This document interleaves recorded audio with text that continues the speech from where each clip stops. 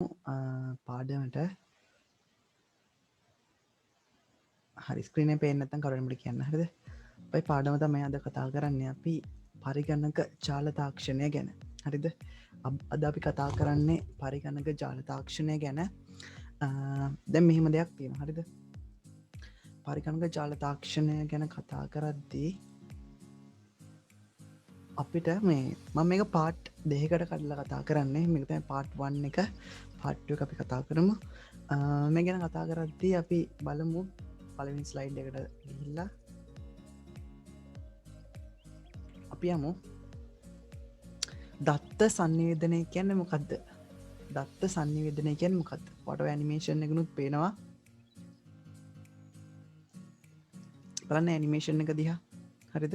Animation එකකින් ඔයාලට පේනවා දත්ත සංනිවේදනය කියන්නේ මොකක්ද කියලා. හරිද? මේ ඇනිමේෂන් එකේ විදියට ස්ථාන දෙකක් අතර මේක ස්ථානයක් මේ තව ස්ථානයක්. හරිද? ස්ථාන දෙකක් අතර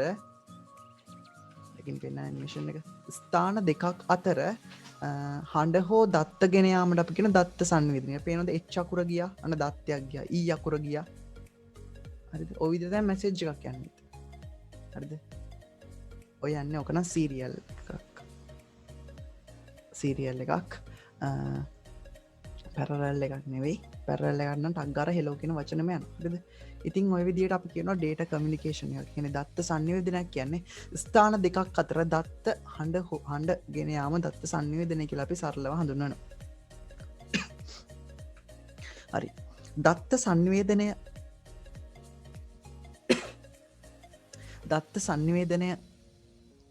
සංනිවේදනය කරන්න පරිගණක පද්ධතියක සංරචක තියෙනවා. සංරචක කිහිපයක් තමයි ඩිස්ප්ලේ එකේ පේන්නේ. අනිවාර්යෙන්ම සම්ප්‍රේෂකයක් ඉන්න ඕන. අපි කියනවා දත්ත ප්‍රභවය කියලා. මේකට ප්‍රේක්ෂකයා කියලා කියනවා. සම්ප්‍රේක්ෂකයක් ඉන්න ඕන. ඒක දත්ත ප්‍රභවයක්, දත්ත යවන්නෙක් නේ. එහෙමත් අපි කියනවා සංවේදන මාධ්‍යයක් තියෙන්න ඕන. දත්ත ග්‍රාහකයෙක් ඒ දත්තේ ලබා ගන්න කෙනෙක් ඉන්න ඕන.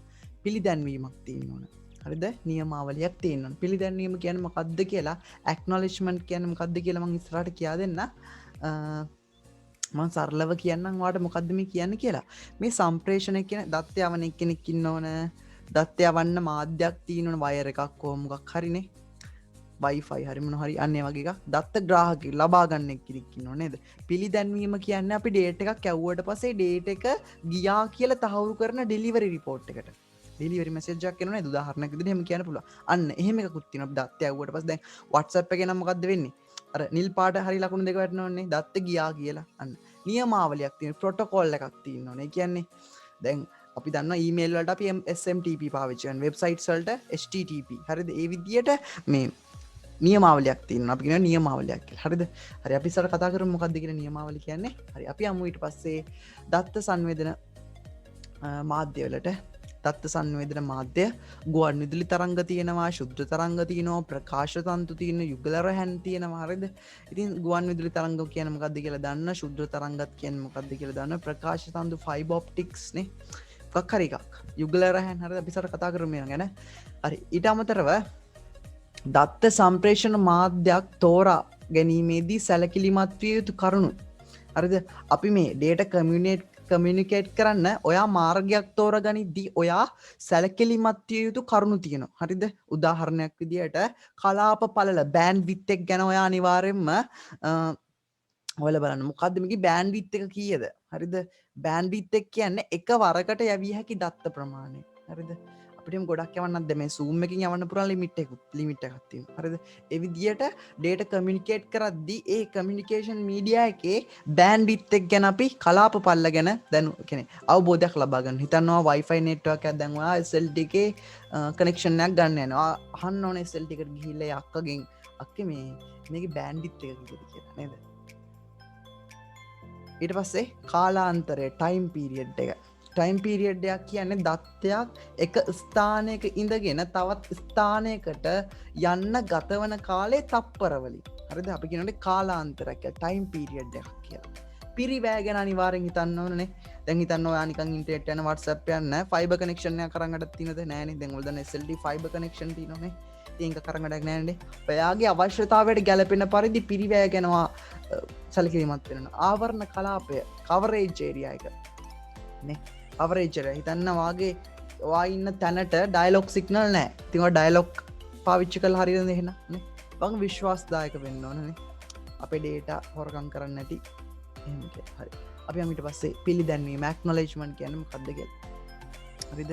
දත්ත යවන්නා විසින් ග්‍රාහකයා වෙත පණිවිඩයක් යැවීමෙන් පසු එය අදාළ පුද්ගලයා වෙත ලැබුණු බව දැනුම් දීම සඳහා ලැබෙන පණිවිඩය පිළිදැන්වීම ලෙස හඳුන්වයි. මෙහිදී ප්‍රධාන ආකාර දෙකකි. අර මං කිව් WhatsApp එකේ නිල් පාට හරි ලකුණු දෙකක් එනවා කියලා. ඔයා මැසේජ් එකක් දැම්මට පස්සේ අර නිල් පාට හරි ලකුණු දක්වන. ඒකේ තේරුම තමයි අන්න ඔයා මැසේජ් එක ආපු එක්කෙනාට මැසේජ් එක ගිහිල්ලා සතුටුයි නේද? එයා සීන් කරලා. අර අපි කියන්නේ එහෙමනේ. දැන් අර මම දැක්කා TikTok එකේ තිබ්බා මේ මැසේජ් එක මේ සීන් කරන්න පරක් වුණාට පස්සේනේ ප්‍රශ්න ඇති වෙනවා කියලා. හරිද? ඉතින් සීන් කරලත් රිප්ලයි නැහැ. එහෙමනේ ඔයගොල්ලෝ කියන්නේ. අපි කොහොමද සීන් කරා කියන එක අඳුරගන්නේ? මේ acknowledgement කියන ටෙක්නොලොජි එකෙන්. හරිද? acknowledgement එකෙන් තමයි අපිට data එක ගියා කියලා delivery එකක් එන්නේ. delivery report එකක්. හරි.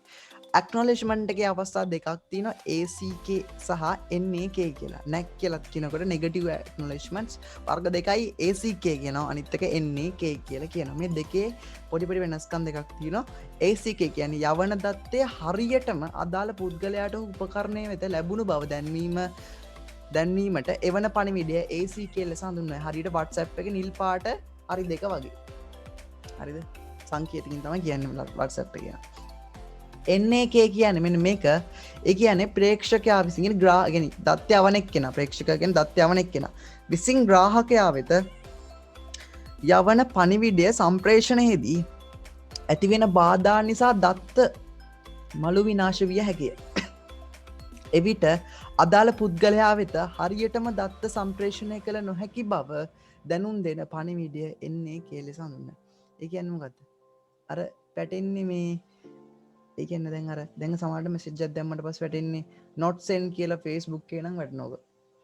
ෆයිල් එකක් යවුවට පස්සේ not send කියලා වැටෙනව නේද? අන්න ඒකට අපි කියන NAK කියලා. දත්ත ගිහිල්ලා නැහැ. දත්ත ඩැමේජ් වෙලා. NAK. හරි යවුවට පස්සේ දත්ත ගිහිල්ලා නැහැ. හරි ඒ නිසා අපිට මැසේජ් එකක් එනවා මේ දත්ත ගියේ නැහැ.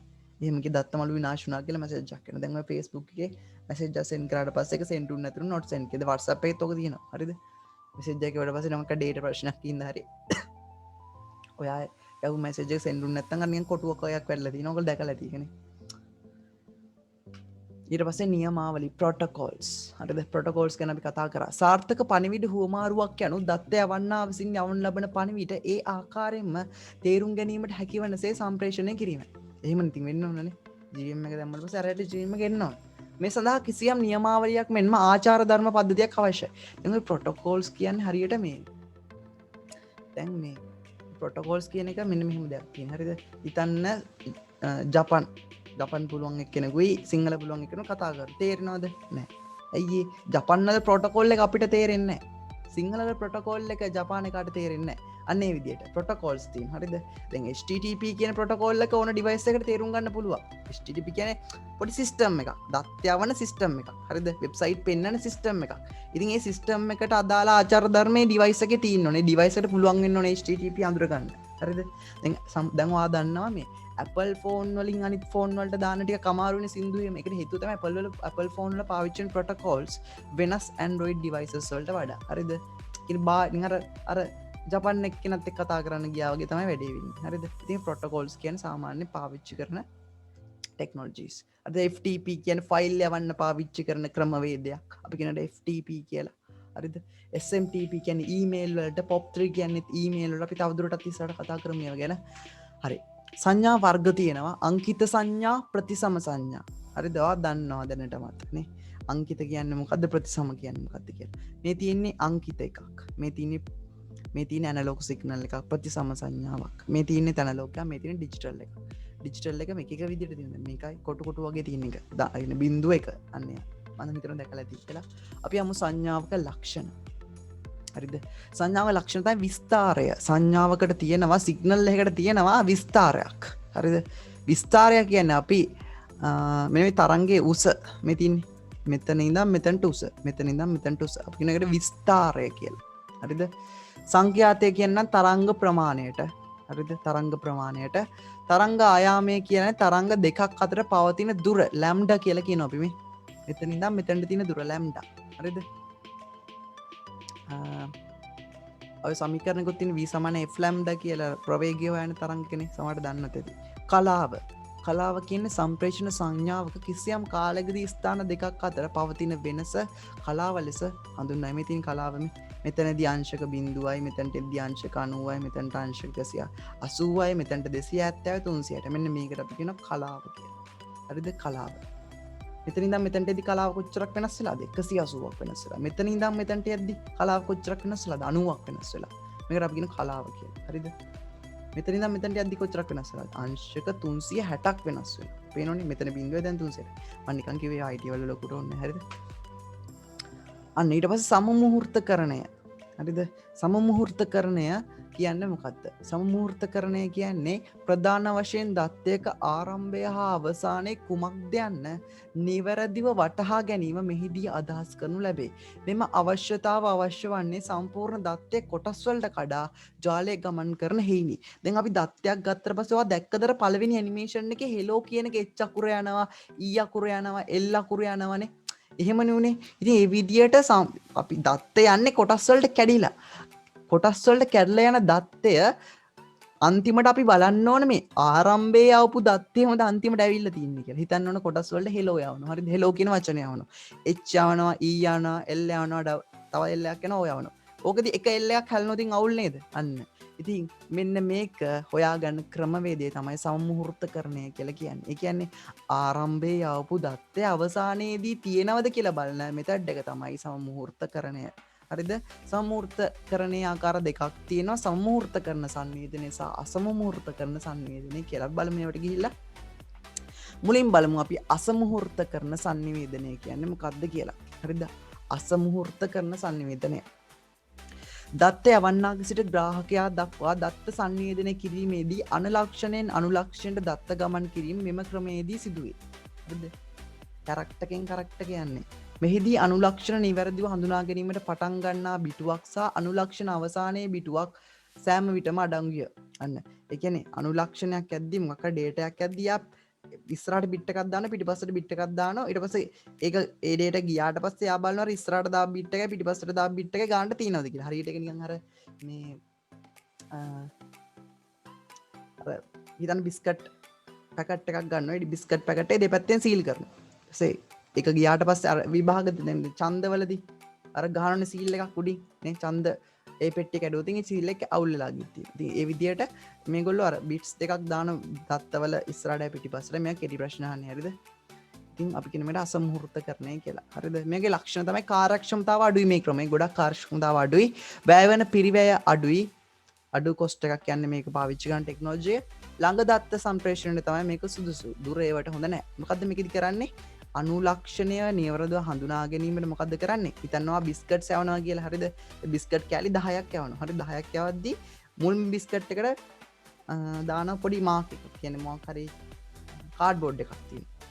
අන්තිම බිස්කට් එකට කාඩ්බෝඩ් එකක් තියෙනවා. හරිද? දාලා පැක් කරනවා. පැක් කරලා යවනවා. හරිද? එතකොට පැක් කරලා යවනකොට මෙහෙම යවන්නේ. අර කාඩ්බෝඩ් කෑල්ල මුලින් යනවා. ඊට පස්සේ පළවෙනි බිස්කට් එක යනවා, දෙවෙනි බිස්කට් එක යනවා, තුන්වෙනි බිස්කට් එක යනවා, හතරවෙනි බිස්කට්. ඔය විදිහට බිස්කට් 10ම යනවා. ඊට පස්සේ අන්තිම කාඩ්බෝඩ් එකත් යනවා. ඊට පස්සේ ඒක ගියාට පස්සේ බලනවා මෙන්න පළවෙනි එක තියෙනවද ගානට පිළිවෙලට දේවල් ටික තියෙනවද? අර පළවෙනි කාඩ්බෝඩ් එක තියෙනවද? අන්තිම කාඩ්බෝඩ් එක ගානට තියෙනවද? ඕවා මික්ස් වෙලා තිබ්බොත් ඉතින් අර අන්තිමට තිබ්බ කාඩ්බෝඩ් එක මැද තිබ්බොත් ඉතින් අන්න ඩේටා එක ඩැමේජ් වෙලා. හරිද? මේ ක්‍රමෙන් කරන එක සරල දෙයක්. සමූර්තකරණ සංනිවේදනය. අන්න දැන් අපි කතා කර අසමූර්තකරණය දැන් සම්මූර්තකරණය. මේම ක්‍රමයේදී දත්ත පැකට් මළු ආකාරයට අන්න දත්ත පැකට් මළු විදියට කියන්නේ පෝර බෑග් වල දාලා වගේ සංනිවේදනය කරන්න. හරිද? කැටි කැටි සංනිවේදනය කරන. මෙහිදී දත්ත මළුවේ දිග ප්‍රමාණය වෙනස් වේ.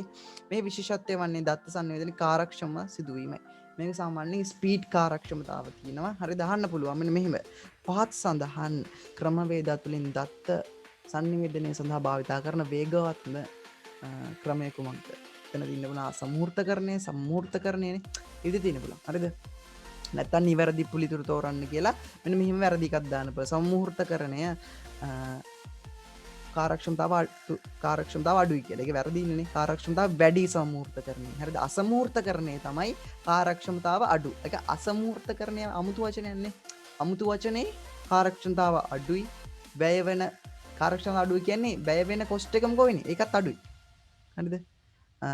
දුරත් අඩුයි. ඒකේ ඔක්කොම අඩුයි. මේකේ ඔක්කොම වැඩි. කාර්යක්ෂමතාව වැඩි, වැය වෙන පිරිවැයත් වැඩි. ඒ නිසාම ගොඩක් දුර sannivedanayට හොඳයි මේක. හරිද? ඊට පස්සේ සම්ප්‍රදායික හා නූතන sannivedana ක්‍රමවා දන්නවා. පක්ෂීන් මගින් සංදේශ යැවීම, හඬ මගින් නාමපුවරු හා සෙල්ලිපි නේ. ඔයගොල්ලෝ දන්න සම්ප්‍රදායික ක්‍රම. ඇස් ගහලත් කට්ටිය දත්ත sannivedana කරනෝනේ. එක හැක් ගහද්දි එක බිට් එකයි. සම්ප්‍රදායික හා නූතන sannivedana ක්‍රම. දැන්ට පාවිච්චි වෙන ටෙක්නෝලොජිස් ටිකක් තමයි තියෙන. දුරකථන, ගුවන් විදුලිය, sannivedana චන්ද්‍රිකා, ඒකාබද්ධ සේවා අංකිත ජාලය කියන්නේ ISDN, හරිද? ADSL, එතකොට CDMA, GSM, GPRS සහ GPS. හරිද? ඕවා තමයි පාවිච්චි කරන්නේ. අපි වෙන වෙනම කවලම මොනවද කියලා මුලින් බලමු දුරකථන. හරිද? දුරකථන වල පාවිච්චි උනේ සාමාන්‍ය දුරකථන වල භාවිතා වන තාක්ෂණය ලෙස PSTN හඳුන්වා දෙන්න පුළුවන් වුණා. කෙටි ප්‍රශ්නයක් අහන්න පුළුවන්. හරිද? හොඳට මතක තියාගන්න කෙටි ප්‍රශ්නයක් අහන්න පුළුවන්. හරිද? දුරකථන වල පාවිච්චි තාක්ෂණය තමයි PSTN. හරිද? මේදී ශබ්ද තරංග පමණක් ගමන් කරන අතර දත්ත සංවේදනය සිදු කළ හැකියි. අවුලක් නැහැ. මේ ශබ්ද තරංග විතරයි හැබැයි ගමන් කරන්නේ. දත්ත සංවේදනය කරගන්න පුළුවන්.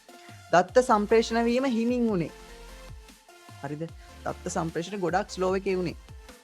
එකවර දත්තා හඬ සංවේදනය කරන්න බෑ. හරිද? දත්තයි හඬයි දෙකක් සංවේදනය කරන්න බෑ මේකේ. හරිද? සර්කිට් ස්විචින් තාක්ෂණය තමයි මේකේ පාවිච්චි වුනේ. සර්කිට් ස්විචින් තාක්ෂණය තමයි පාවිච්චි වුනේ. අපි කතා කරමු ඉස්සරහට ඒ මොනවද කියලා. අපි යමු ඊට පස්සේ ISDN වලට. හරිද? ISDN. මේ ISDN වල තමයි මේ මුලින්ම ප්‍රතිසම තරංග සම්ප්‍රේෂණ මාධ්‍යය තුලින් අංකිත තරංග කියන්නේ දැන් PSTN එකේ තිබ්බේ ඇනලොග් ගියේ ප්‍රතිසම කියන්නේ ඇනලොග් නේ. ඇනලොග් සිග්නලුයි ඩිජිටල් සිග්නලුයි මේ දෙකම සංවේදනය කිරීමේ හැකියාව ලැබුණේ ISDN වල. හරිද? ඇනලොග් සහ ඩිජිටල් දෙකම එක සැරේ කම්බියක් තුලින් යවන්න පුළුවන් උනේ මේ ඇනලොග් වල. මේ ISDN කියන ටෙක්නොලොජි එකේ. හරිද? ඉස්සර එකක් මේක. ඒ අනුව දුරකථන කම්බි තුලින් එතෙක් හඬ පමණක් ගෙන යාමට තිබූ හැකියාව දියුණු කර හඬ සමග දත්ත වීඩියෝ සහ වෙනත් ජාල සේවාවන් භාවිතා කිරීමේ හැකියාව හම්බුණා. හරිද? හඬ විතරක් නෙවෙයි අපිට data පාවිච්චි කරන්නත් පුළුවන් වුණා. උඩුගත කිරීම හා බාගත කිරීමේ ස්පීඩ් සමානයි. සමමුහූර්තකරණය භාවිතා වුණා. අන්න සමමුහූර්තකරණය මතකයි නේද කලින් කතා කරා. නේ? සමෘතකරණය කියන්නේ මේකෙදි මේ අනිවාර්යයෙන්ම මොකද්ද කරන්නේ නැත්තේ අනුලක්ෂණයෙන් අනුලක්ෂණය යවන නැත්තේ ඉස්සරහට එක බිට් එකක් දාන්න නැති පිටිපස්සට එක බිට් එකක් දාන්න නැති data වල නේ සර්කිට් ස්විචින් ක්‍රම විදිහට පාවිච්චි උනේ හරි DSL ටෙක්නොලොජි එක හරිද DSL ටෙක්නොලොජි වල තමයි ADSL සහ CDSL අයිති වෙන්නේ හරිද DSL ටෙක්නොලොජි අපි බලමු මොකද්ද මේ DSL ටෙක්නොලොජි කියන්නේ කියලා හඬ සහ දත්ත දෙකම සංවේදනය කරයි දත්ත සංවේදස්ථා රැහන් භාවිතා කරයි දත්ත සංවේදනය සිදුවන්නේ අංකිත ආකාර ඩිජිටල් ආකාරයට තමයි මේ කියන්නේ දත්ත සාමාන්‍යයෙන් භාවිතා කරන දුරකථන රැහන් භාවිතයට ගන්න පුළුවන් මෙහිදී භාවිතා කරන ක්‍රම දෙකක් තියෙන එකක් තමයි ADSL ඔයාලා තියෙන ADSL කනෙක්ෂන් එක. ඔක ටීවී එකේ නිතරම දාන්නේ. SLT එකේ ADSL කනෙක්ෂන් එකක් ගන්න කියලානේ.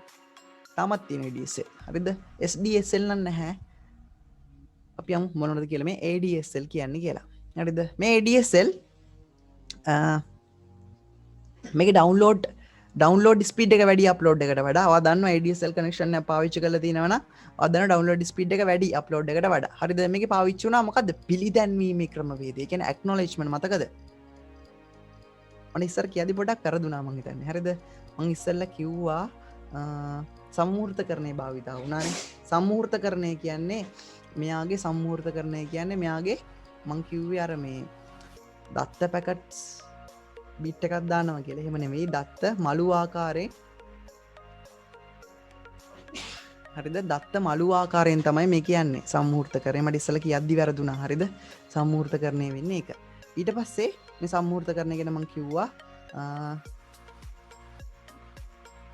සම්මුහූර්තකරණයේ දිගුදුර සම්ප්‍රේෂණයට හොඳයි මේ සම්මුහූර්තකරණය. ඒ වගේම සම්මුහූර්තකරණය පොඩක් පිරිවැය කොස්ට් එක වැඩි කාර්යක්ෂමයි. හරිද? ඊට පස්සේ මේ ADSL එකේ පාවිච්චි වෙන ඇක්නොලෙජ්මන්ට් එක ටිකක් ස්ලෝ. හරිද? කාර්යක්ෂමතාව ටිකක් අඩුයි. හරිද? ඒ වගේම කොස්ට් එක නම් ටිකක් අඩු කරගන්න පුළුවන්. හරිද? කෙටි දුර සම්ප්‍රේෂණ තමයි මේක හොඳ. හරිද? සාමාන්‍යයෙන් කෙටිදුර සම්ප්‍රේෂණය නිසාමද කොහෙද ඉස්සර ADSL කනෙක්ෂන් ගන්න බෑ මේ සේවා මධ්‍යස්ථානයේ ඉඳන් ටිකක් දුර විතරයි ගන්න පුළුවන්. හරිද?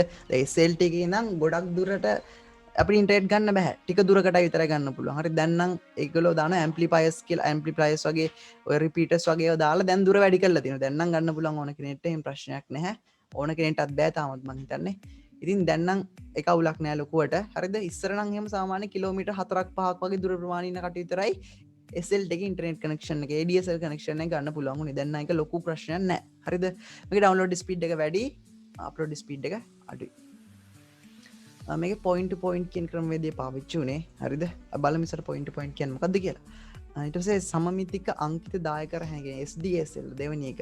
අප්ලෝඩ් සහ ඩවුන්ලෝඩ් ස්පීඩ් සමානයි මේකේ. හරිද? මේක දැනට නම් වැඩි පාවිච්චි වෙන්නේ නැහැ.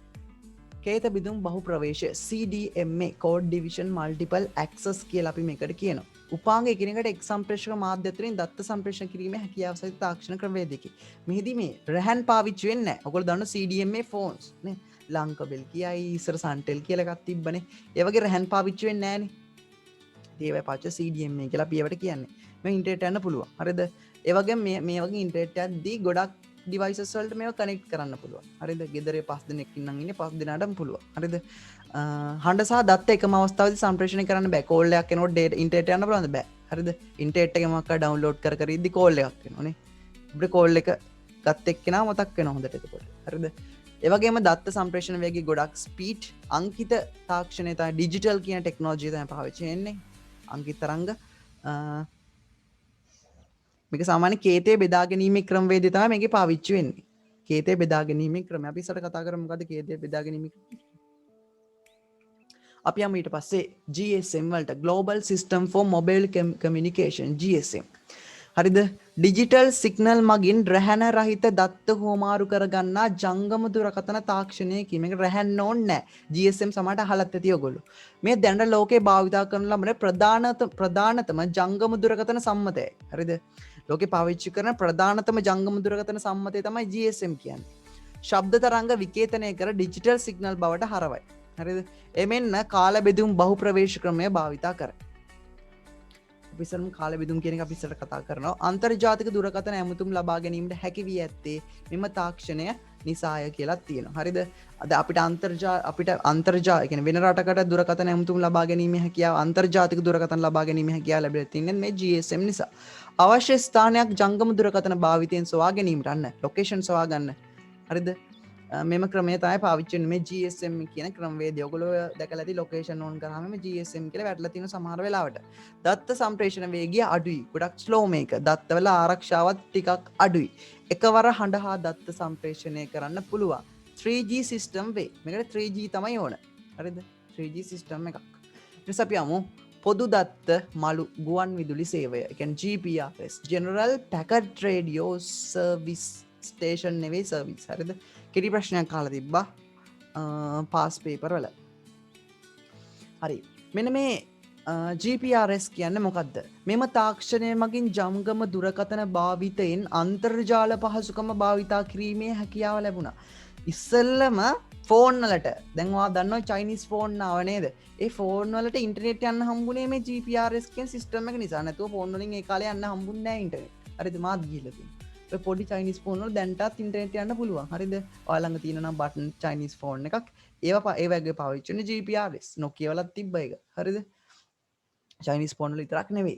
හරිද? ඉස්සෙල්ලාම ෆෝන් වලට ඉන්ටර්නෙට් පහසුකම ලැබෙන්නේ මේ GPRS හරහා. දැන් නම් ඉතින් GPRS හරහාම නෙවෙයි. හරිද? දැන් තියෙනනේ 4G කියයි නේ ඔයගොල්ලෝ දාන ටෙක්නොලොජි. PCDMA කියයි. දත්ත පැකට්ටු ක්‍රමවේදය භාවිතා කිරීමේ හැකියාව ලැබෙන. දත්ත පැකට්ටු තමයි මේකේ පාවිච්චි උනේ. රැහන් රහිත දත්ත සම්ප්‍රේෂණ තාක්ෂණයකි. රැහන් පාවිච්චි වෙන්නේ නැහැ මේකේ. ජාලයට සම්බන්ධ වී සිටින කාලයට නොව භාවිතා කරන දත්ත ප්‍රමාණය හා ගාස්තුවයි කරේ. මේ ටෙක්නොලොජි කියනකම් මේකේ තමයි මුලින්ම මේ භාවිතා කරන කාලයට නෙවෙයි භාවිතා කරන ඩේටා ප්‍රමාණය. ඩේටා කාඩ් කියන concept එක ආවේ මේක නිසා. හරිද? ඉස්සර භාවිතා කරන ඩේටා ප්‍රමාණයට නෙවෙයි භාවිතා කරන කාලයට තමයි. ටයිම් බේස් පැකේජ් එක වගේ තමයි. හරිද? භාවිතා කරන කාලයට තමයි අපෙන් සල්ලි ගත්තේ. පැය දෙකකට මෙච්චර. පැයට මෙච්චර. පැහැදිලිනේ හොඳටම? හරි. ඊට පස්සේ මේකේ පැකට් ස්විචින් ක්‍රමවේදය කියලා තමයි පාවිච්චි උනේ. දත්ත සම්ප්‍රේෂණ විධි ඒකපත දත්ත සම්ප්‍රේෂණය, දිවිපත දත්ත සම්ප්‍රේෂණය සහ පූර්ණ දිවිපත දත්ත සම්ප්‍රේෂණය. ඒකපත දත්ත සම්ප්‍රේෂණය කියන්නේ මොකද? ඒකපත එක පැත්තකට විතරයි. අර රේඩියෝ එක වගේ නේ. අපිට පුළුවන් ද රේඩියෝ එක අයියත් එක්ක කතා කරන්න? රේඩියෝ එකත් එක්ක කතා කරන්න පුළුවන් ද? එයා කතා කරන්න බෑ අපිට බෑ. එයා කියන එක අපිට නෑ එච්චර. එක පැත්තකට විතරයි දත්ත යන්නේ. දීපද දත්ත සම්ප්‍රේෂණය. මේකට උදාහරණයක් විදියට එක වෙලාවකදී එක පැත්තකට විතරයි. වෝකි ටෝකි නේ. වෝකි ටෝකියෙන් කතා කරන්න පුළුවන් එක වෙලාවෙදී එක පැත්තකට විතරයි. හරිද? එක්කෙනාට කතා කරන්න පුළුවන්. හරිද? හැබැයි දෙපැත්තටම දත්ත සම්ප්‍රේෂණය වෙනවා. හැබැයි එක අවස්ථාවකදී එක පැත්තකට විතරයි. පූර්ණ දීපත දත්ත සම්ප්‍රේෂණය මේක දෙපැත්තටම පුළුවන්. මොබයිල් ෆෝන් එක වගේනේ. හරි. අපි යම් දත්ත සම්ප්‍රේෂණ ආකාර ශ්‍රේණිගත දත්ත සම්ප්‍රේෂණය සමාන්තරගත දත්ත සම්ප්‍රේෂණය. ශ්‍රේණිගත දත්ත සම්ප්‍රේෂණය කියන්නේ දත්ත යන්නේ එකක් පිටිපස්ස එකක්. පේලියට යන්නේ. හරිද? පේලියට. හරිද? අර කොරෝනා කාලේ, කොවිඩ් කාලේ අර කර්ෆියු දාපු කාලෙ මෙහිට අර බඩු ගන්න ගිය පොලිමටනේ අන්න ඒ වගේ. සමාන්තරගත දත්ත සම්ප්‍රේෂණයට බස් එකේ නගින්නේ. මේ සමාන්තරගතවනේ කට්ටිය බස් එකේ නගින්නේනේ. කෝච්චිය නගින්නේ, පොලිමට පොර කාලා නගින්නේනේ. දත්ත ගොඩක් යන එක සැරේ. හරිද? පැහැදිලිනේ සමාන්තරගත නම් කෝච්චිය නගින්න ඕනේ. කොළඹ එහෙම. සම්ප්‍රේෂණය වෙන දත්ත දෘඩාංග වෙත ලැබෙන ආකාරය අනුවත් කොටස් වලට බෙදෙන යුනිකාස්ට්, මල්ටිකාස්ට් සහ බ්‍රෝඩ්කාස්ට්. මේ බ්‍රෝඩ්කාස්ට් වල අකුරු වැරදි මෙතන හරිද? බ්‍රෝඩ්කාස්ට්. යුනිකාස්ට් කියන්නේ පොයින්ට් ටු පොයින්ට්. ඒ කියන්නේ එක ෆෝන් එකකින් තව ෆෝන් එකට මැසේජ් එකක් යවන පොයින්ට් ටු පොයින්ට් වගේ. හරිද? මල්ටිකාස්ට් කියන්නේ one to several. ඔයා එක මැසේජ් එක ඔය හැපි නිව් එක දානවා 10 දෙනෙක් විතර ෆෝවර්ඩ් කරලා. ඒක මල්ටිකාස්ට්. එක්කෙනෙක් කීප දෙනෙක් අතර. හරිද? යුනිකාස්ට් කියන්නේ එක්කෙනෙක් තව එක්කෙනෙක්ට. අර ඔයාගේ එක්කෙනත් එක මැසේජ් කරද්දී one to one එක. හරිද? සමහර කට්ටිය ඉන්න one to several කරන කට්ටියක් ඉන්නවා. එක්කෙනෙක් ගොඩකට. හරිද? ඔයා හිතා ගන්න ඔයාගේ වර්ගය මොකක්ද කියලා. බ්‍රෝඩ්කාස්ට් එහෙම කරන කට්ටිය ඉන්නවද කියලා දන්නේ නැහැ. හරිද? එහෙම කියන කට්ටියත් ඇති සමහර විට බ්‍රෝඩ්කාස්ට් කරන කට්ටිය. ඒ කියන්නේ එක්කෙනෙක් විශාල ප්‍රමාණයක ටීවී රේඩියෝ වගේ. හරිද? මං හිතන පැහැදිලි ඇති කියලා. අන්න මොඩම් එකක්. බලමු අපි මොඩම් එකක් කියන්නේ මොකක්ද කියලා. ඔය තියෙන මොඩම්ස්. ඔය කළු පාටින් තියෙන මොඩම් එකක්. හරිද? දැන් සාමාන්‍යයෙන් ඩේටා යද්දී ඩේටා යන්නේ කොහොමද? ඩේටා යන්නේ කම්පියුටරකින් යන්නේ ඩිජිටල් සිග්නල් නේ. කම්පියුටර් යන්නේ ඩිජිටල් සිග්නල්. අංකිත තරංග. අංකිත තරංගය මොඩම් එකට යනවා. මොඩම් එක විසින් ඒක ප්‍රතිසම සංඥාවක් බවට පරිවර්තනය කරලා රැහැන් තුලින් හෝ මොකක් හරි තුලින් අනිත් මොඩම් එකට යවනවා. අනිත් මොඩම් එක තුලින් ඒක ආයි ඩිජිටල් කරලා කම්පියුටර් යවනවා. ඕක තමයි මොඩම් එකේ වෙන්නේ. මොඩම් එකට අපි කියනවා මොඩියුලේට් සහ ඩිමොඩියුලේට් කියලා. හරිද? ඩිජිටල් සිග්නල් ඇනලොග් කරන එකට අපි කියනවා මොඩියුලේට්. ඇනලොග් සිග්නල් මෙන්න මේ ඇනලොග් සිග්නල් එක ඩිජිටල් කරන එකට අපි කියනවා ඩිමොඩියුලේට් කියලා. මම හිතන්නේ පැහැදිලි ඇති කියලා. හරිද? මූර්ජනය සහ ප්‍රතිමූර්ජනය. මූර්ජනය කියන්නේ මොඩියුලේට්, ප්‍රතිමූර්ජනය කියන්නේ ඩිමොඩියුලේට්. කම්පියුටර් එකකින් එනවා ඩිජිටල් සිග්නල්. ඒ ඩිජිටල් සිග්නල් මෙයා විසින් අන්න ප්‍රතිසම තරංගයක් බවට පරිවර්තනය කරලා ඊළඟ මොඩම් එකට දෙන. මේ මොඩම් එකේ තියෙන මේ කම්පියුටර් මොඩම් එක කියන එක රවුටර් එකක් වෙන්න පුළුවන්. මේ මොඩම් එකේ රවුටර් එකක් වෙන්න පුළුවන්. හරිද? තම මොකක් හරි ඩිවයිස් එකක් වෙන්න පුළුවන්. අන්තර්ජාල ඩොංගල් එකක් වෙන්න පුළුවන් මේ මොඩම් කියන්නේ. හරිද? දැන් ඩොංගල් එකේ මොඩම් එකක් තියෙනවා. රවුටර් එක ඇතුලේ මොඩම් එකක් තියෙනවා. හරිද? ඔයා හිතන්න එපා මේ මොඩම් කියලාම උපකරණයක් තියෙනවා කියලා. හරිද? මම හිතන්නේ මේක පැහැදිලි ඇති කියලා. ඩිජිටල් සිග්නල් ඇනලොග් කරනවා මෙතනින් අපි කියන මේකට මොඩියුලේට්. ඇනලොග් සිග්නල් ඩිජිටල් කරනවා ඩිමොඩියුලේට්. මම හිතන්නේ හොඳටම පැහැදිලි ඇති කියලා. හරිද? ඊට පස්සේ ප්‍රතිසම මූර්ජනය. ඕක නම් ටිකක් සංකීර්ණ ටිකක් නෙවෙයි මේක ගොඩක් සංකීර්ණයි. හරිද? දැන් IT වලට මම හිතන්නේ මේක ලොකුවට හවි කියලා. හරිද? ප්‍රතිසම මූර්ජනය සාමාන්‍යයෙන් සංඥා යවද්දී අපිට ඕන වාහක තරංගයක්. හරිද? වාහක තරංගයක් අපි කියන කැරියර් සිග්නල් එක. හරිද? මේ තියෙන කැරියර් සිග්නල් එක. වාහක තරංගය. මේක තමයි අපේ සිග්නල් එක. අපි දෙන සිග්නල් එක. මැසේජ් එකක් හරි මොකක් හරි සිග්නල් එකක් මේ තියෙන්නේ. හරිද? සාමාන්‍යයෙන් අපි සිග්නල් එකක් යවද්දී අර මොඩම් එකකින් සිග්නල් යවද්දී එයා තරංග දෙකක් මුසු කරලා තමයි යවන්නේ. හරිද? අපි කියනවා මුසු කරන ආකාර කිහිපයක් තියෙනවා. හරිද? ප්‍රතිසම තරංග දෙකක් නම් අපි ප්‍රතිසම තරංග නම් යවන්නේ ප්‍රතිසම තරංග යවන ආකාර තුනක් තියෙන. එක තමයි විස්තර මූර්ජනය, සංඛ්‍යාත මූර්ජනය සහ කලාව මූර්ජනය. ඔය ක්‍රම තුන තමයි පාවිච්චි කරන්නේ. විස්තර මූර්ජනය තමයි මෙතන මේ තියෙන්නේ. හරිද? විස්තරය තමයි ගුණාංගය පාවිච්චි කරන්නේ. මේ තියෙන්නේ අපි යවන මැසේජ් එක මෙතන කැරියර් සිග්නල් එක. බලන්න මේ මැසේජ් එකේ ආකාරයට මේ කැරියර් සිග්නල් එක හැදිලා තියෙන හැටි. මෙයා මෙහෙම නිසා මෙයාගේ මේ හැඩේ වෙනස් වෙලා. ඔහොම තමයි යවන්නේ. හරිද? චර හිතන්න එපා ඒක. ඊට පස්සේ බලමු සංඛ්‍යාත මූර්ජනය මොන වගේද කියලා. මේ තියෙන්නේ අපේ මැසේජ් එක, මේ තියෙන කැරියර් සිග්නල් එක. අන්න මොකක්ද වෙලා තින්නේ? මෙන්න මේ වගේ තැන්වලදී මේ උපරිම තැන්වලදී මෙයා පොඩ්ඩක් ඇකිලිලා. මේ උපරිම තැන්වලදී මෙයා ඇකිලිලානේ. තේරුණාද කියනද? මේ වගේ තැන්වලදී යා ටිකක් දුරස් වෙලා. කිනු සංඛ්‍යාත මූර්ජනය. මෙතන කලාව මූර්ජනය. මේ අඳින්නේ නැහැ හොඳේ. පොඩ්ඩක් බලන්න. ඊට පස්සේ අංකිත මූර්ජනය. ඒ කියන්නේ ඩිජිටල් සිග්නල්. ඩිජිටල් සිග්නල් එකක් කොහොමද බලමු යවන්නේ අපි. හරිද? මේ තියෙන්නේ ඩිජිටල් සිග්නල් එකක් අපේ මේ තියෙන්නේ කැරියර් සිග්නල් එක. හරිද? වාහක තරංගේ මින්ක අනිවාර්යෙන් පාවිච්චි කරන්න ඕන. මේ බලන්න මේ එක තියෙන තැන්වලදී විතරයි මෙයා තියෙන්නේ. මෙයා නැති වෙලා තියෙන බිඳුවේදී මෙහෙම තමයි යවන්නේ. අපිට කියන මේකට විස්තර සීරු මාරුව කියලා. ඊළඟට සංඛ්‍යාත සීරු මාරුව. මේ බලන්න එන විදි චුට්ටක් බලා ගන්න. හරිද? මෙතන අපේ සිග්නල් එක, මෙතන කැරියර් සිග්නල් එක. බලන්න වැඩේ වෙලා තියෙන විදිය. මේක නම් පොඩ්ඩක් අර මේ හයර් ෆ්‍රීකවෙන්සි මේක පොඩ්ඩක් අර වෙනස් කරලා තියෙන චුට්ටක් එකක් වැඩිපුර ඇවිල්ලා. හරිද? චුට්ටක් මේක ඔළුවේ දාගන්න ලොකුවට අවශ්‍ය නැහැ. මේක තමයි කලා සීරු මාරුව. එහෙම තමයි කැරියර් සිග්නල් එක, මේ අපේ සිග්නල් එක. බලන්න මේක ලොකු වෙනසක් පේන්නේ නැහැ හැබැයිනේ. හොඳට බැලුවොතින් පේන මොකද්ද වෙලා තියෙන්නේ කියලා. හරිද? ප්‍රතිසම තරංගයක් අංකිත තරංගයක් බවට පරිවර්තනය කරන ආකාර දෙකක් තියෙනවා. ප්‍රතිසම තරංගයක්, ඒ කියන්නේ ඇනලොග් සිග්නල් එක ඩිජිටල් කරන ආකාර දෙකක් තියෙනවා. හරිද? එකක් තමයි PCM, අනිත් එක කොඩැක්. හරිද? PCM සහ කොඩැක්. මොනවද මේ PCM සහ කොඩැක් කියන්නේ? PCM එක ගැන නම් ඔයගලන්ට ලොකුවට අවශ්‍ය නැහැ. හරිද?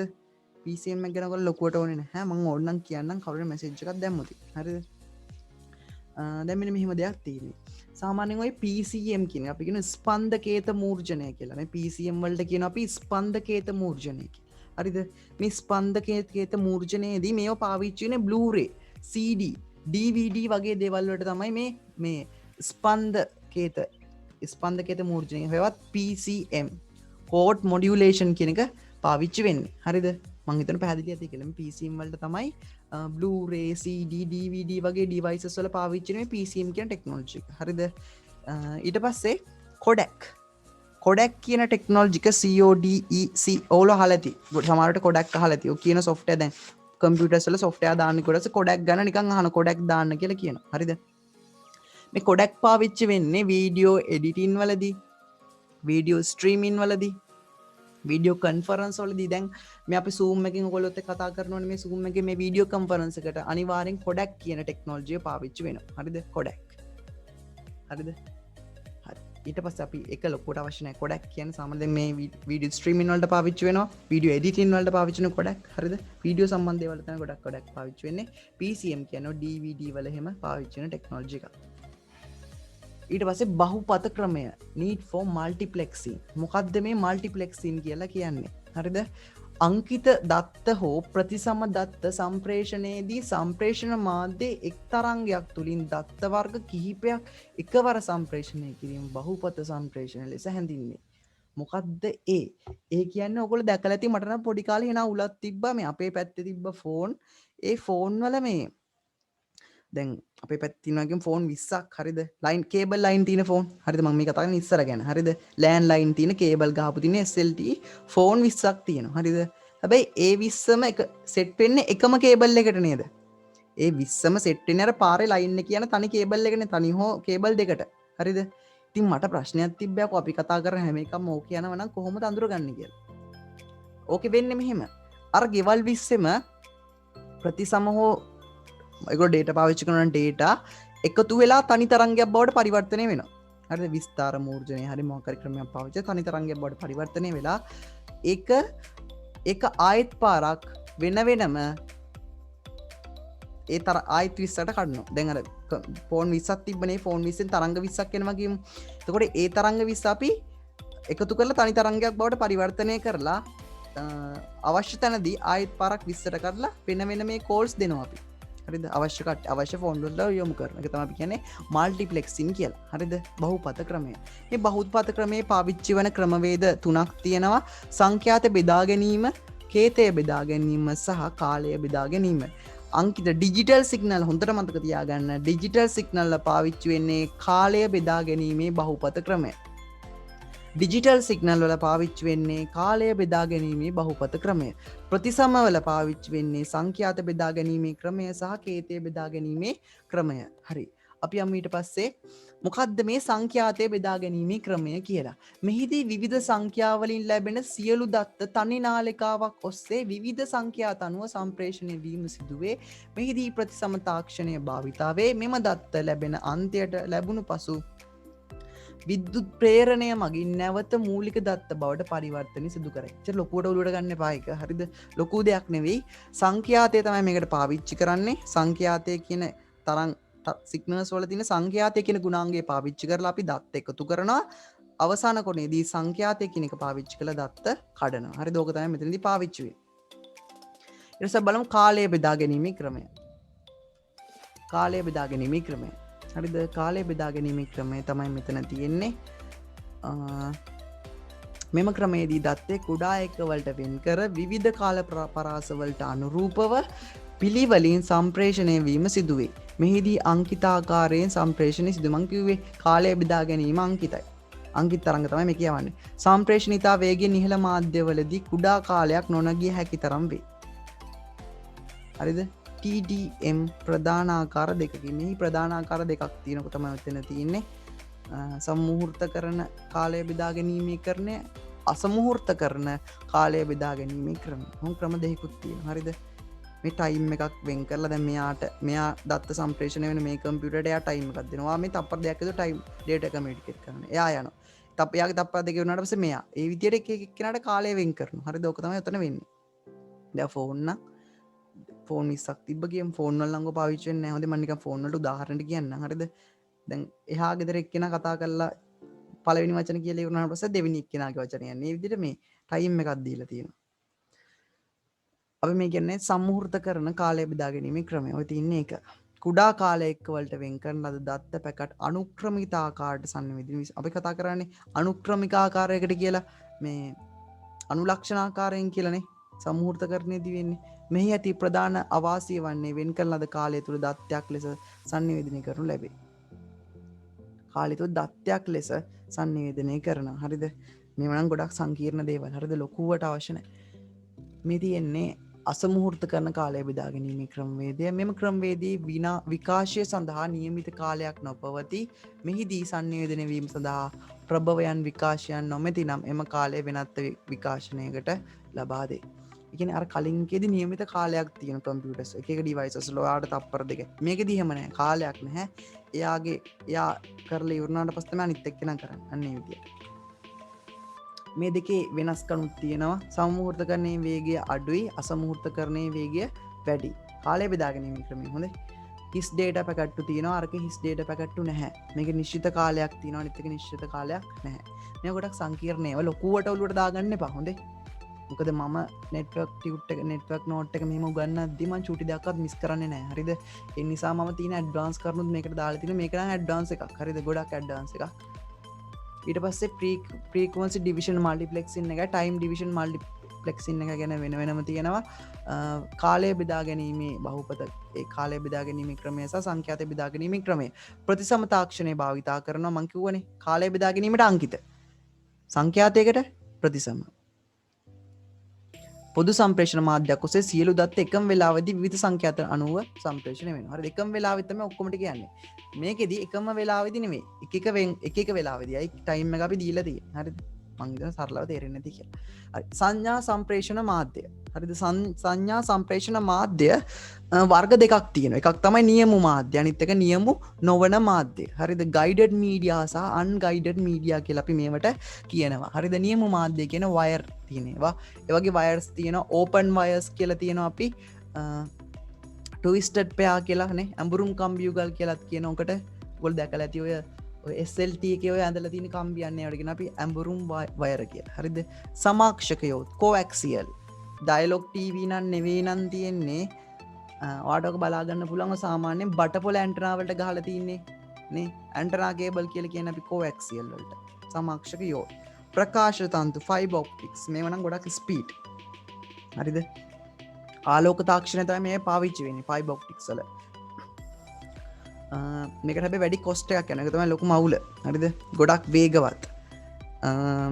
බාහිර විද්‍යුත් තරංගවලින් බාධාවක් නොමැති වීම නිසා සම්ප්‍රේෂණ දත්තවලට හානියක් සිදු නොවේ. දැන් මේකේ ආලෝකයනේ පාවිච්චි වෙන නිසා දත්තවලට කිසි අවුලක් වෙන්නේ නැහැ විද්‍යුත් තරංගවලින්. හරි දැන් කම්බි වලින් යවද්දි නම් දත්තවලට වෙනස්කම් වෙනවා. මොකද කම්බියක් තුලින් ධාරාවක් ගලාගෙන යද්දි විද්‍යුත් චුම්බක ප්‍රේරණය සිද්ධ වෙනවා. හරිද? ෆයිබර් ඔප්ටික්ස් වල එක වෙන්නේ නැහැ. නියමු නොවන මාධ්‍යවල වාසි මොනවද? ඒ කියන්නේ unguided media. ප්‍රශ්නයක් අහලා තියෙනවා මොකද්ද? CCTV ගහන්න කොඇක්සියල් එකෙන් නේද? CCTV ගහන ක්‍රම ගොඩක් තියෙනවා. හරිද? අපිට CCTV ගහද්දි මෙහෙම ඕන කේබල් එකක් පාවිච්චි කරන්න පුළුවන් ඒ CCTV වර්ගය අනුව. හරිද? සාමාන්‍යයෙන් අපි network cable තමයි ගොඩක් use කරන්නේ CCTV ගහන්න. හරිද? ඔගේ තියෙනවා අපි කියනවා RJ45 කියලා අහලා ඇති සමහරවිට RJ45 jack එකත් එක්ක අපි ගහනවා මේ network cable එකක්. හරිද?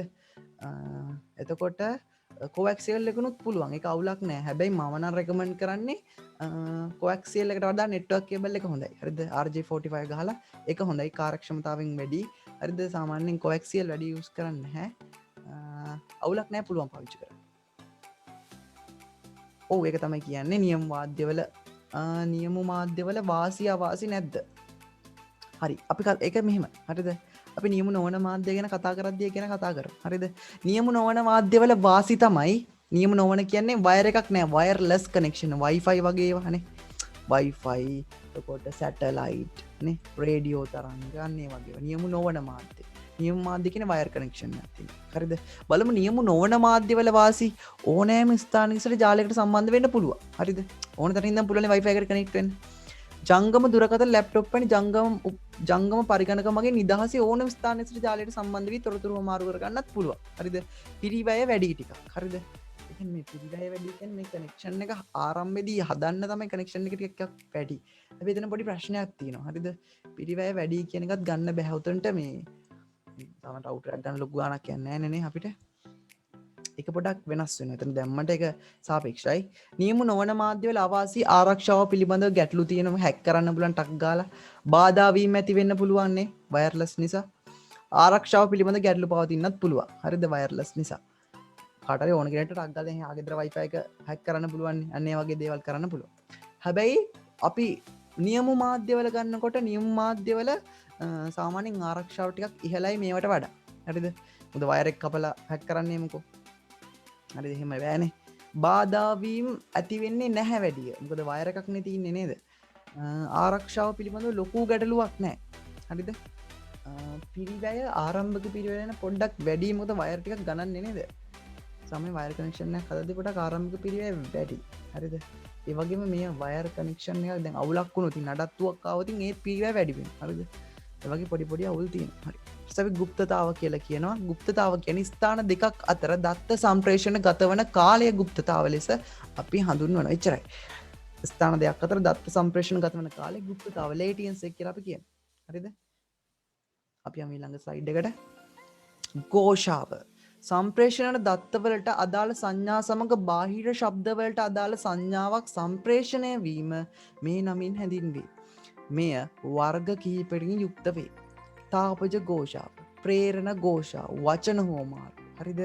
ඒ කියන්නේ මේ ඒ කියන්නේ අපි සම්ප්‍රේෂණය කරන දත්තත් එක්ක පිට මොකක් හරි වෙන සංඥාවක් මික්ස් වෙලා ඒ තරංගයේ වෙනස් වෙනවා. අපි කියන ഘോഷාවක් නොයිස් වෙනවා කියලා. හරිද? දැන් උදාහරණයක් විදිහට මම මේ කතා කරද්දි මගේ වොයිස් එකම නෙවෙයි ඔයාට එන්නේ. අයියේ වටපිටාවේ තියෙන හුලං ශබ්ද, මගේ කටින් එන හුලං ශබ්ද නේ. ඒ වගේ එකතු වෙලා මගේ ශබ්දයේ තියෙන තරංගය වෙනස් වෙලා එන්නේ ඔයගොල්ලන්ට. හරිද? අපි කියන එකට ഘോഷාව කියලා. මේ ഘോഷාව ඇති වෙන්න පුළුවන් මේ ඔය data යන network එක data යන wire එක නම් මේ ഘോഷාව අඩු වෙන්න පුළුවන්, වෙනස් වෙන්න පුළුවන් තාපජ ഘോഷාව නිසා. හරිද? ඔය තාපජ වශයෙන් ඔය තාප ශක්තිය නිසා නේ. මොකද දන්නවද? wire වලින් ධාරාවක් ගලාගෙන යනකොට අපි දන්නවා තාපයක් නිපද වෙනවා කියලා නේ. SFT වල අපි කතා කරලා ඇති. ප්‍රේරණ ഘോഷාව. හරිද? විද්‍යුත් චුම්බක ප්‍රේරණයක් වෙනවා නේ. සන්නායකයක් තුලින් ධාරාවක් ගලාගෙන යද්දිනේ ප්ලෙමින්ගේ වමත් දකුණත් නියම අනුව. එතකොට වචන හුමා ක්‍රොස් ටෝක් නොයිස්. ඒ කියන්නේ දුරකථන සංවාදයකදී ඒ සඳහා සහභාගී වෙන පාර්ශ්වයන් දෙදෙනාගේ කටහඬට අමතරව වෙනත් සංවාදයක් ශ්‍රවණය වූ අවස්ථා ඇතැම් විට ඔබට පවතින්න පුළුවන්. හරිද?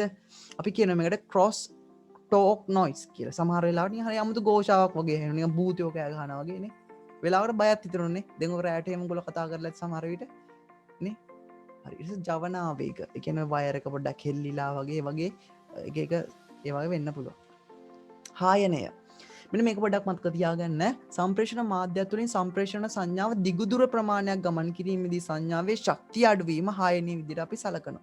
හායනය එන්න අඩු වෙනවා හායනය වෙනවා. හරිද? ඉතින් ඒ කියන්නේ ගොඩක් දුර දත්ත සම්ප්‍රේෂණය කරද්දී ඒ තරංගේ ශක්තියෙන් එන්න අඩු වෙනවා. එතකොට අපි ඇම්ප්ලිෆයර්ස් කියලා જાතියක් දානවා. හරිද? රිපීටර්ස් දාන්නත් පුළුවන් මේවට.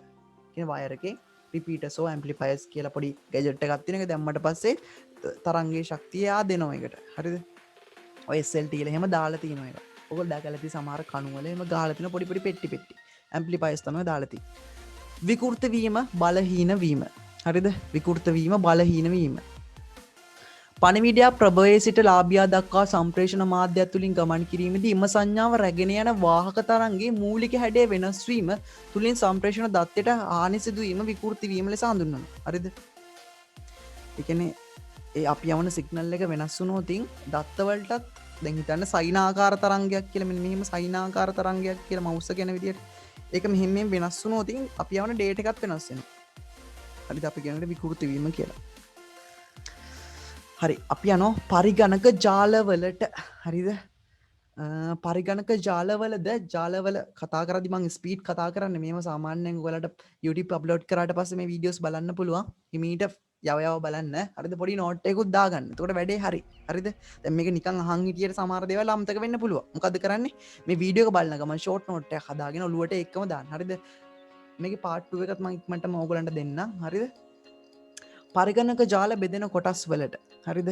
පරිගණක ජාල කොටස් වලට බෙදෙනවා. එකක් තමයි ජාලයේ අයිතිය අනුව, අනිත් එක ජාලයේ භෞතික ව්‍යාප්තිය අනුව, අනිත් එක ජාලයේ සේවා යෝජක පරිගණකයක් තිබේද යන පදනම මත අපි බලමු මොනවද මේ කියලා. හරිද? සාමාන්‍යයෙන් මේක මේ මම කලින් ගන්නල් නෑ ඔයගලන්ට. හරිද? මම මතක විදිහට මම මේක ගන්නල් නැහැ ඔයගලන්ට.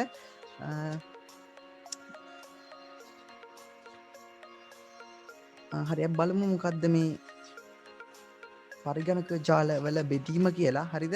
මුලින්ම ජාලයේ අයිතිය අනුව පරිගණක ජාල වර්ගීකරණය කරන්න පුළුවන්. අභ්‍යන්තර ජාල, බාහිර ජාල, අතත්්‍ය පෞද්ගලික ජාල කියලා. හරිද? අපි බලමු මොකද්ද මේ කතාව කියලා. අභ්‍යන්තර ජාල කියන්නේ ආයතනයක් තුල ඇති කරන පරිගණක ජාලයක් අන්තක් ජාලයක් ලෙස හඳුන්වන්න පුළුවන්. අපි දැන් අන්තර්ජාලය සහ අන්තක් ජාලය කියන එක සමහරට ඔයගොල්ලෝ නොදන්නා වෙන්න පුළුවන්. දන්නා වෙන්නත් පුළුවන්. අන්තර්ජාලය කියන්නේ මොකද? අපි පාවිච්චි කරන ලොකු නෙට්වර්ක්. අන්තර්ජාලය කියන්නේ මොකද්ද? මොකක් හරි ආයතනයක ඒගොල්ලෝ හදාගත්ත ජාලයකට අපි කියනවා අන්තර්ජාලයක් කියලා. අර ඒක ලියන විදිය වෙනස් නේ. අන්තර් කියලා අර යන්න අන්තක් ලියද්දී අර 아무තු බිංදු දෙකක් දාන්නේ. හරිද? අන්තර්ජාලයක් ලෙස හඳුන්වනවා. හරිද? මෙහිදී අවසර නොලත් පුද්ගලයන්ට ජාලය හා ප්‍රවේශ වීමට ඉඩ ලබා දෙන්නේ නැහැ. හරිද? ඒ කියන්නේ අන්තර්ජාලය කියන්නේ හරියට මේ ඔය බැංකුවේ තියෙන්නේ. බැංකුවේ තියෙන නෙට්වර්ක් එක අන්න එකට. අනිත් කටියට ලොග් වෙන්න පුළුවන් දෙකට බෑ. පාසල හා විශ්වවිද්‍යාලවල තියෙන එකට පුළුවන් අනිත් කටියට ලොග් වෙන්න බෑ. හරිද? විශ්වවිද්‍යාල තුල කටියට විතර. බාහිර ජාල කියලා જાතිකුත් තියෙනවා. හරිද?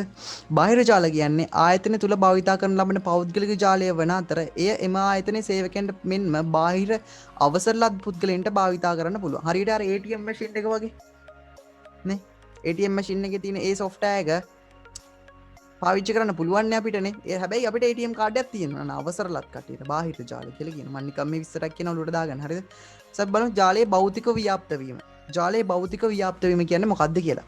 ජාලයේ භෞතික ව්‍යාප්ත වෙන කියන ඒ concept එක ගැන කතා කරද්දී අපි කතා කරන ස්ථානීය ප්‍රදේශ ජාල, පුරවර ප්‍රදේශ ජාල සහ පුළුල් ප්‍රදේශ ජාල. හරිද? අපි බලමු ඒක යටතේ තව ගොඩක් ජාල වර්ග තියෙනවා. හරිද? ජාල භෞතික ව්‍යාප්තිය අනුව අපි කියන මුල්ම එකට පුද්ගල ප්‍රදේශ ජාල PAN කියලා කියනකොට PAN PAN personal area network.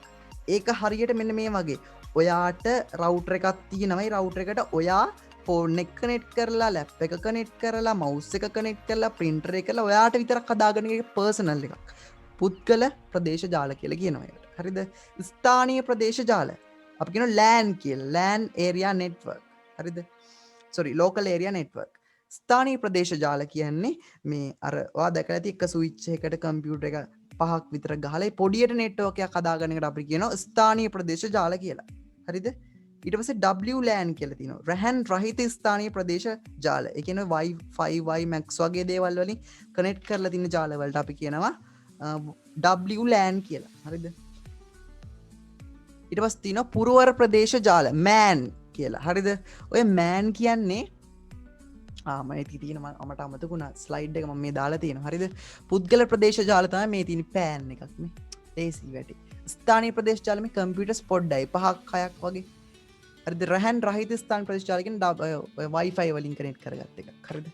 පුරවර ප්‍රදේශ ජාල මේ තියෙන්නේ මෙට්‍රොපොලිටියන් ඒරියා නෙට්වර්ක් MAN කියලා කියන. ඒ කියන්නේ LAN 4ක් 5ක් සෙට් කරපු එකක්.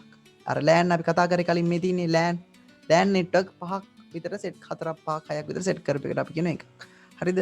පුළුල් ප්‍රදේශ ජාල වයිඩ් ඒරියා නෙට්වර්ක් ඉතා විශාල භූමි ප්‍රදේශයක් තුළ පැවතුණු එනම් නගර අතර රටවල් අතර අන්න නෙට්වර්ක් එකක් තියෙනවා. අපේ නෙට්වර්ක් එක කියන වයිඩ් ඒරියා නෙට්වර්ක් WAN කියලා. WAN WAN. MAN කියන්නේ ඔය මොකක් හරි මේ කිලෝමීටර් 16ක් පමණ දුරට ව්‍යාප්ත විය හැකියි. කියන්නේ ඔය බැංකු ශාඛා දෙකක් අතර MAN තියෙන පුළුවන්. හරිද? බැංකු ශාඛා. මේක නගර රටවල් වගේ WAN තමයි ලොකුම එක. WAN වලට වඩා ටිකක් පොඩි MAN. MAN වලට වඩා පොඩි LAN. LAN වලට වඩා පොඩි PAN.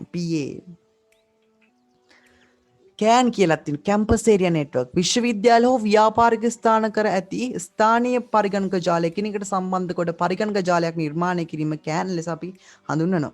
මේ පරිගණක ජාල MAN වලට වඩා කුඩා වෙනවා. MAN එකට වඩා කුඩායි මේ CAN එක කැම්පස් ඒරියා නෙට්වර්ක්.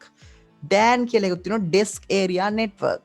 බහුමාධ්‍ය සේවාදායක පරිගණක ATM එකක් කියන්නේ නියමාවලින් ආධාරයෙන් උපාංග සම්බන්ධ කිරීමකින් වැඩ කිරීමට හැකිවන පරිදි ස්ථාපනය කරත DAN. ඔය ATM හොඳ මෙහෙම මතක තියාගන්න. ATM මැෂින් එකක් සෙට් කරපු එකක් අපි කියනවා DAN එකක් කියලා.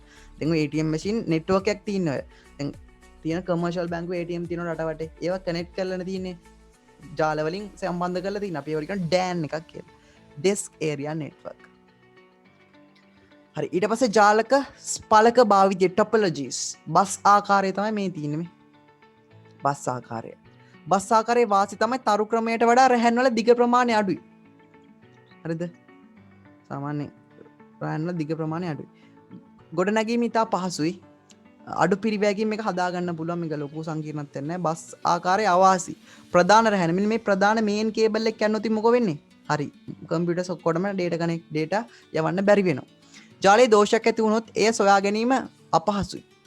සාමාන්‍යයෙන් අපිට පොඩක් අමාරුයි හොයාගන්න. ප්‍රධාන කේබලයේ අන්ත දෙකම විශේෂ උපකරණ සවි කරන්න සිද්ධ වෙනවා. හරිද? මෙතන නම් සවි කරනවා. මේ ඉතින් ටර්මිනේටර් කියලා මේ විශේෂ උපකරණ දෙක කම්පියුටර්ස් දෙකක් දාන්න වෙනවා. නැත්නම් විශේෂ උපකරණ දෙකක් දාන්න වෙනවා මෙන්න මේ කොන් දෙකට. හරිද? එකත් අවාසියක්. ඒ වගේව තමයි. හරි. ඊට පස්සේ අපි යමු තරුමය ආකාරය. මේ තියෙන්නේ තරුවක් වගේ නෙමෙයි. තරුවක් විදියට. තරුමය ආකාරයේ වාසි තමයි ගොඩනැගීම් පහසුයි. පරිගණක හෝ වෙනත් උපකරණ ජාලයට සම්බන්ධ කිරීම මෙන්ම සම්බන්ධ කර ඇති පරිගණක ඉවත් කිරීමත් පහසුයි. දැන් මේක අයින් කරන්න ඕන නම් මේක අයින් කරන්න පුළුවන්. හරිද? මේක අයින් කරන්න පුළුවන් නම් මේක අයින් කරන්න පුළුවන්. නැත්නම් තව එකක් අලුතෙන් ගහන්න ඕන නම් මේක ගහන්න පුළුවන් අලුතෙන්. හරිද? ඒ වගේ දේවල්. තරුමය ආකාරයේ අවාසි. හබ් එකේ හෝ ස්විච් එකේ මේ මැද තියෙන ඩිවයිස් එකේ මොකක් හරි අවුලක් වුණොත් මොකද්ද වෙන්නේ? මේක අපිට මේ මුළු නෙට්වර්ක් එකම අවුල් වෙනවා. ප්‍රධාන නාභියට අවුලක් වුණොත් මුළු නෙට්වර්ක් එකම අවුල් වෙනවා. හරිද? ඒක තමයි අවුල තියෙන්නේ. අපි ඊළඟට යන් වටමය ආකාරය ring topology. මේකෙදි එක් දිශාවකට පමණක් දත්ත ගමන් කිරීමට සිදුවන බැවින් වේගවත්ව දත්ත සම්ප්‍රේෂණය වේ. මේ එක දිශාවකට විතරයි මේක දත්ත යවන්න පුළුවන්. හරිද? මෙහිම හරි එක දිශාවකට. මෙම ජාලයේ දත්ත සම්ප්‍රේෂණ සිදුවන්නේ ටෝකන් ring ක්‍රමවේදයෙන්. මේක පාවිච්චි වෙන මේකක් තමයි ටෝකන් ring කියන්නේ. හරිද? Token ring. මේක වෙන්නේ මේ ඇත්තටම මේකේ සිග්නල් එකක් මෙහෙම යනවා. හරිද? සිග්නල් එකක් යවනවා. මෙහෙම නිතරම සිග්නල් එකක් යනවා මේකේ. හිතන්න මෙයාට data communicate කරන්න ඕන කියලා. මෙහෙම සිග්නල් එක යද්දි මෙයා ටෝකන් කියලා එකක් ගන්නවා. අවසරයක් ගන්නවා වගේ එකක්. හරිද? එයා අවසරයක් ගත්තට පස්සේ එයාට විතරයි දත්ත සම්ප්‍රේෂණය කරන්න පුළුවන්. අන්න ටෝකන් එක ළඟ තියෙන එක්කෙනාට විතරයි. හරිද? අපි කියන මේ ටෝකන් ring කියලා. මේක පාවිච්චි කරලා තියෙන data එකිනෙකට හැප්පෙන්නේ නැහැ මේ ක්‍රමවේදී පාවිච්චි කරාට පස්සේ. හරිද? ඒ ටෝකන් එක තියෙන එක්කෙනාට විතරයිනේ දත්ත සම්ප්‍රේෂණය කරන්න පුළුවන්. එකවරකට එක්කෙනයි. හරිද? දැන් මෙයාගේ ටෝකන් එක මෙයාගේ වැඩි ඉවරනට පස්සේ මෙයාගේ ටෝකන් එක මෙයා කාට හරි දෙනවා. ඊළඟට ඕන එක්කෙනා ටෝකන් එක ගන්නවා. එයාට විතර data යවන්න පුළුවන්. එතකොට දත්ත හැපෙන්නේ නැහැ. දැන් මෙයා යවද්දි මෙයාත් යවුවොතින් දත්ත හැපෙනවනේ එකිනෙකට. ඒක තමයි හැමති. හරිද? අවාසි තමයි ප්‍රධාන කේබල් එකට මොකක් කරේ අවුලක් වුණොත් මුළු නෙට්වර්ක් එකම අවුල් යනවා. බැඳිමය ජාල බැඳිමය බැඳි ජාලමය ආකාර මෙෂ් ටොපොලොජි කියලා අපි මේකට කියනවා. මේකේ වාසිය තමයි එකම අවස්ථාවේදී ජාලයට සම්බන්ධ කර පරිගණක වෙත දත්ත සම්ප්‍රේෂ කිරීමේ හැකියාව පවතී. මෙවැනි හැකියාවක් ලැබුණේ වෙන වෙනම කේබල් මගින් ඕන වෙලාවක ඕන එකට යවන්න පුළුවන්. මේ කේබල්ස් මේ හැම එකම සම්බන්ධ වෙලා තියෙනවා. ජලයේ පරිගණක අක්‍රිය වූ අනිත් පරිගණක අතර දත්ත සම්ප්‍රේෂණ බාධාවක් වෙන්නේ නැහැ. දැන් මෙයා කරනවා තින් අවුලක් නැහැ අනිත්‍ය මෙයා කරනවා තින් අවුලක් නැහැ අනිත්‍යව වැඩ කරනවා. හරිද? මේක අවුල තමයි මේක පොඩ්ඩක් සංකීර්ණයි. පිරිවැයත් පොඩ්ඩක් වැඩි. මේක පවත්තාගෙන මාර සංකීර්ණයි. ඕව තමයි. හරිද? රුක් ආකාරයෙන් තමයි තියෙන්නේ. බස් ආකාරයේ ජාලයකට තරු ආකාරයේ ජාල කිහිපයක් සම්බන්ධ කර නිර්මාණය කරගන්නා ජාලයක් රුක් ආකාරය කියලා අපි කියන. මොකද්ද? බස් ආකාරයට තරු ආකාරය මේ බස් ආකාරය පේනවද? ඒකට තරු ආකාරය සම්බන්ධ කරගෙන තරුණ තියෙන්නේ. තමයි රුක් ජාලය හදන්නේ.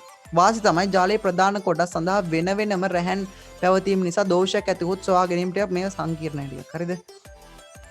සොයා ගැනීම පහසුයි. සොයා ගැනීම පහසුයි. ප්‍රධාන කේබලය අක්‍රිය වුවොත් සම්පූර්ණ ජාලෙම අක්‍රිය වෙනවා.